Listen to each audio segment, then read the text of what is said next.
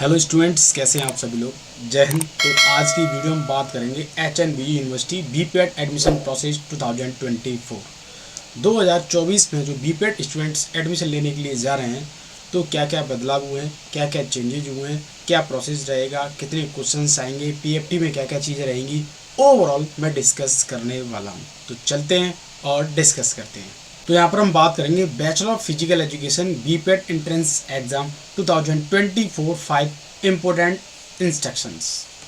क्या क्या गाइडलाइंस हैं, क्या क्या प्रोसेस है एडमिशन के लिए 2024 में। अगर HNBU का अगर आपने सपना देखा है तो क्या क्या चीज़ें उनको हमें जानना होगा। तो सबसे पहले हम बात करेंगे, अगर मैं कॉमन चीज़ों की बात करूँ, मैक्सिमम यूनिवर्सिटियों की सारी चीज़ें कॉमन ही रहती हैं एडमिशन प्रोसेस में। कुछ चेंज होते हैं जो मैं आपको बताने वाला हूँ, जैसे कि यहाँ पर सबसे पहले आपका एज क्राइटेरिया। बीपीएड में एडमिशन लेने के लिए जा रहे हैं तो आपकी एज कितनी होनी चाहिए। तो यहाँ पर जनरल कैटेगरी एज जो है 28 ईयर होनी चाहिए। मीन्स इतनी एज तक आप एडमिशन ले सकते हैं। इन्होंने बोल रखा 1 July of the academic session जो भी है। उसके बाद है एज रिलैक्सेशन की हम बात करें, SC ST OBC तो इनको एज रिलैक्सेशन मिलता है। OBC की बात करूँ 3 ईयर का होता है और SC ST की बात करूँ 5 ईयर का होता है। ये यूनिवर्सिटी के आप प्रोस्पेक्टस पे जाके आप पढ़ेंगे, जानकारी लेंगे, आपको पता चल जाएगा। और नहीं है तो जब आप फॉर्म फिल करेंगे तो वहाँ पर भी आपके सामने ये ऑप्शन आ जाएगा। ये आपको बहुत अच्छा मौका है कि 28 साल तक आपको मौका मिल रहा है। अगर मैं BHU और DU की बात करूँ ना तो 25 ईयर का प्रोसेस है एडमिशन प्रोसेस, याद रखना इस बात को। उसके बाद नंबर ऑफ सीट्स पे हम डिस्कस करेंगे आगे, क्योंकि ये हर साल इंक्रीज होती हैं। उसके बाद जो है ये है eligibility as per NCT norms. Eligibility क्या है एडमिशन प्रोसेस की, तो ये भी सेम मोस्टली यूनिवर्सिटियों के सेम रहते हैं, इसमें भी कोई ज़्यादा चेंजेस नहीं रहता है। बट यहाँ पे मैं आपको बताऊँ, common bachelor degree in any discipline means आपके पास कोई ग्रेजुएशन होना चाहिए, किसी भी सब्जेक्ट में होना चाहिए, जो 50% मार्क्स होने चाहिए, उन्हें कोई लेना देना नहीं है। और एक स्पोर्ट्स सर्टिफिकेट होना चाहिए जो कि इंटर कॉलेज हो या इंटर जोनल हो, डिस्ट्रिक्ट हो, school competition, sports and games recognise AIOU या फिर हम बात करें IO या फिर SGFI गवर्नमेंट ऑफ इंडिया के द्वारा ऑथराइज होना चाहिए। क्योंकि आजकल जो क्या हो रहा है बहुत फेक हो रहा है, सर्टिफिकेट जो इधर उधर से गोरा पीसी करके जो दे दिया जाता है। नेक्स्ट उसके बाद है, जैसे मैं बात करूँ BSc कर रखा है आपने फिजिकल एजुकेशन से, या मैं बात कर सकता हूँ BA कर रखा है फिजिकल एजुकेशन से, तो ये जो स्टूडेंट्स हैं बीपीएड में एडमिशन लेने के लिए जाएंगे तो इनको सर्टिफिकेट की कोई ज़रूरत नहीं पड़ती। और इनके लिए भी जो परसेंटेज है, जैसे 50% है, जहाँ पे 45% पे भी इनका जो है एडमिशन प्रोसेस में कोई प्रॉब्लम नहीं होती है, इजीली तरीके से इनका एडमिशन हो जाता है। वैसे ये सारी चीज़ें मैंने आपको हर वीडियो में बता रखी है। मैक्सिमम यूनिवर्सिटियों का प्रोटोकॉल यही रहता है। एज में जो है सबसे ज़्यादा बदलाव होता है, तो यहाँ पर ये चीज़ों को छोड़कर मैं आगे बढ़ूँगा, जो कि आपके लिए बहुत ज़्यादा इंपॉर्टेंट है। सबसे ज़्यादा इंपॉर्टेंट है आपका एडमिशन प्रोसेस क्या रहेगा। जैसे मैं बात करूँ यहाँ पर कि जो आपका एंट्रेंस एग्जामिनेशन की मैं बात करूँ, ओवरऑल जो है कितने में से, जैसे कि हम बोल सकते हैं कितने का रेशियो रहेगा, उसमें से आपका एडमिशन प्रोसेस पूरा एवेल्यूशन किया जाएगा। तो यहाँ पर इन्होंने बोल रखा है यूनिवर्सिटी इंटर्न टेस्ट जो होगा वो 50 मार्क का होगा, ये आपको पता होना चाहिए, 50 मार्क्स का होगा। और फिजिकल फिटनेस टेस्ट जो होगा PFT वो 40 मार्क्स का होगा, 40 नंबर का होगा। और स्पोर्ट्स अचीवमेंट होगा वो 10 मार्क्स का होता है, 10 मार्क्स का। अब ये मैंने आपको पहले ही बता रखा है, अब देखते हैं क्या बदलाव किया इन्होंने, ये भी हम देखते हैं। यहाँ पर हम बात करें, इन्होंने बोल रखा है कि रिटन एग्जामिनेशन की हम बात करें तो theory paper comprising of 100 multiple choice questions, आपके 100 क्वेश्चन आने वाले हैं, याद रखना इस बात को। सबसे पहले यही काम की चीज़ है। और इसका ओवरऑल पूरे का वेटेज जो निकालेंगे वो 50% रहेगा, याद रखना। मतलब ये आपके सामने लिखा हुआ है 50%, 40%, सॉरी 50 मार्क्स, 40 मार्क्स और 10 मार्क्स ओवरऑल। और आपके पास जो क्वेश्चन मिलेंगे वो 100 मिलने वाले हैं। अब इसमें क्या क्या चीज़ें रहेंगी, तो यहाँ पर जो रहेंगे question based on aptitude test रहेगा, करंट अफेयर्स रहेगा, जनरल नॉलेज रहेगा, अबाउट, और ये क्या लिखा हुआ है, ये इन्होंने गलत रखा है, स्पोर्ट्स होगा, तो वो टाइपिंग मिस्टेक हो जाती है, कोई इस पर ध्यान नहीं देगा, ठीक है ना। ये यूनिवर्सिटी की तरफ से, मेरी तरफ से नहीं है। अब उसके बाद ये सारी चीज़ें रहेंगी, मीन्स इसमें कोई बदलाव नहीं हुआ है। इससे पहले जो भी एंट्रेंस एग्जाम होते थे सेम उसी पैटर्न पे एग्जाम कंडक्ट कराएगी HNBU यूनिवर्सिटी। किसी भी स्टूडेंट्स को परेशान होने की जरूरत नहीं है। इसका सिलेबस इन्होंने डिस्क्लोज नहीं किया, ना ही आपको पता चल पाएगा। मेरा प्रीवियस ईयर का पेपर मीन्स मैं बात कर सकता हूँ कि मैंने इस यूनिवर्सिटी का पेपर सॉल्व करके डाल रखा है, आप उसको देख लेना, आपको आइडिया लग जाएगा क्या क्या चीज़ें रहेंगी।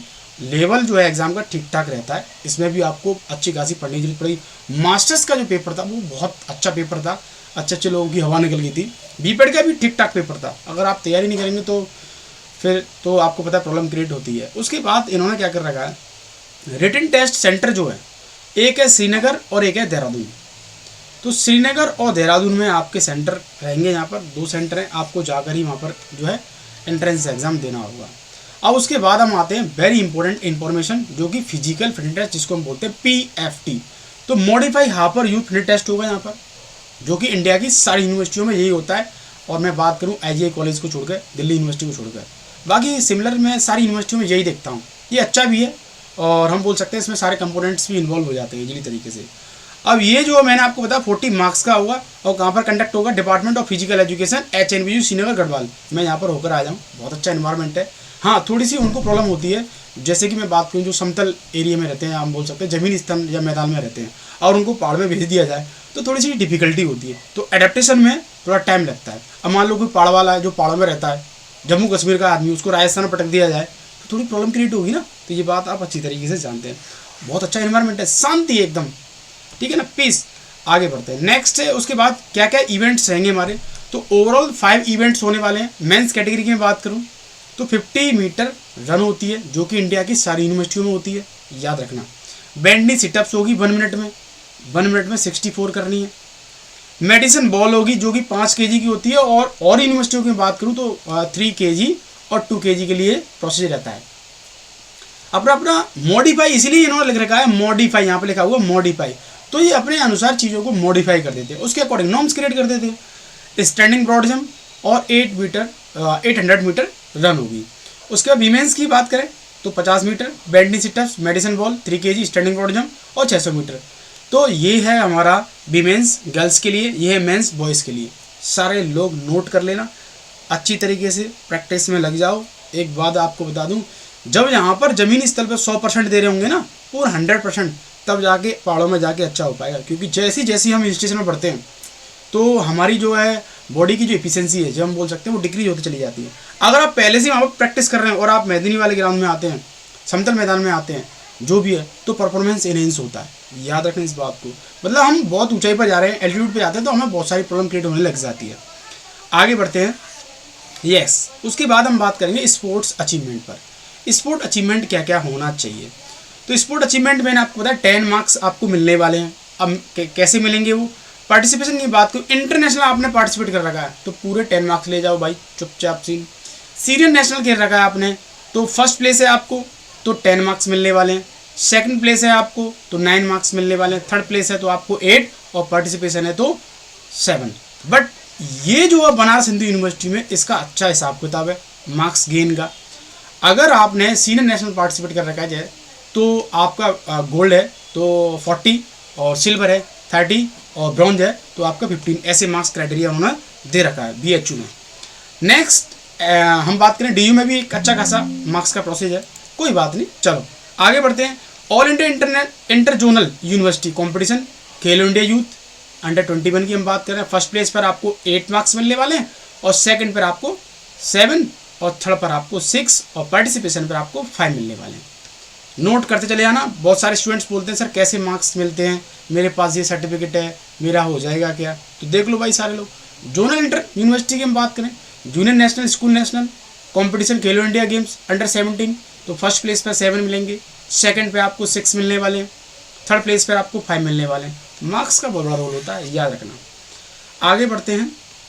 नेक्स्ट आगे इंफॉर्मेशन है सीनियर स्टेट चैंपियनशिप या रूरल नेशनल गेम्स आपने खेल रखा है तो फर्स्ट प्लेस पे आपको 4, सेकंड प्लेस पर आपको 3, थर्ड प्लेस पर आपको 2, पार्टिसिपेशन आपको 1 मिलने वाला है, 1 मिलने वाला है। चलो भाई, तो ओवरऑल ये हमारी एक इम्पोर्टेंट इन्फॉर्मेशन थी कि PFT क्या होगा, एग्ज़ाम का प्रोसेस क्या रहेगा। तो मैंने आपको बता दिया है, ये सिलेबस और एग्ज़ाम का पैटर्न सब कुछ सेम है। जैसे पहले एग्ज़ाम जो कंडक्ट होता था उसी तरीके से इस बार भी एग्ज़ाम कंडक्ट होगा।